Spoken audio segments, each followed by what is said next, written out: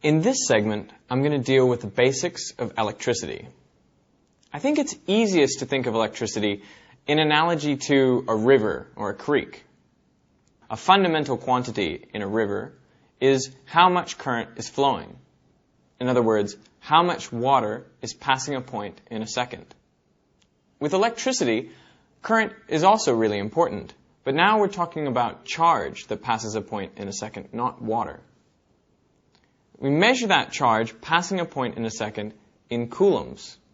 So the current, which is given the symbol I, should be measured in the number of coulombs that pass a point in a second. Just like in the river, we might measure the amount of water that's flowing past a point in the number of buckets of water that are passing a point in a second, say 15 buckets a second. In a wire, we'll count the number of coulombs that go past a point, and that is the value of current, say 3 coulombs per second. A coulomb per second is given a special name. That name is an amp. But you must never forget that what an amp means is it means a coulomb passing a point in a second. So if there's a current of 5 amps flowing, that means 5 coulombs are passing a point in 1 second. Current is the easy part of electricity because I think it's not too difficult to think of the number of coulombs that are passing a point in a second. Voltage is a little bit trickier. Voltage or potential difference. I think the best way to think about that is to think about a lake. If we had a lake, there would be no current flowing. Why is that? The reason is because the bottom of the lake is flat. If you were to pick up one side of the lake and lift it up a little bit, then the water would start flowing down towards the other side. What you've done is you've created a difference in potential, gravitational potential energy.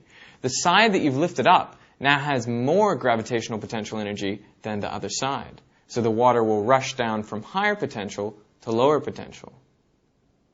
In electricity, it's a very similar thing. The way we make current flow is we produce a potential difference in the wire. Not a gravitational potential difference, though, this time, an electrical potential difference. The way we can do that is with a battery.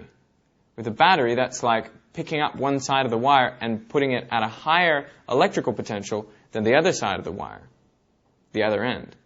So electrons will tend to flow from the higher potential down to the lower potential. And the greater potential we apply, the more the electrons will flow, the greater the current will get. In a very similar way to the river. The greater the difference in height in the river, the more the current will flow. So why do we use the word potential? What does that mean? The word potential refers to the potential to do work. The potential to do work is given in units of joules per coulomb. That is, the energy per unit charge. But 1 joule per coulomb is given another name. It's called a volt. But you must remember, if someone tells you that there is a potential difference across a wire of 10 volts, that means that 1 coulomb of charge at the higher potential end can do 10 joules of work on its way down to the lower potential end. Or it can do 10 joules of work more than the charge, 1 coulomb of charge, at the lower potential end. So let's think about this as an example with a 1.5 volt AA battery, a standard battery. What does that mean, that it's a 1.5 volt battery? Well, it means that if 1 coulomb of charge came out of one side, it could do 1.5 joules of work before re-entering the other side of the battery. So if you connected the battery up to a little light bulb, each coulomb that came out of the top of the battery and went through the light bulb would give off 1.5 joules of light and heat before it re-entered on the other side.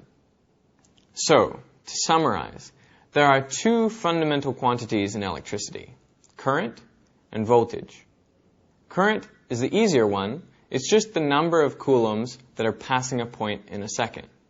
It's given the letter I, the symbol I, and its units are amps. But don't forget, 1 amp just means a coulomb per second. Voltage is a little bit trickier, refers to the difference in potential to do work in a wire. difference in electric potential. It's measured in the number of joules per each coulomb, but that is given the special name, the volt. The greater the amount of voltage that is applied across a wire, the greater the current that will flow in that wire.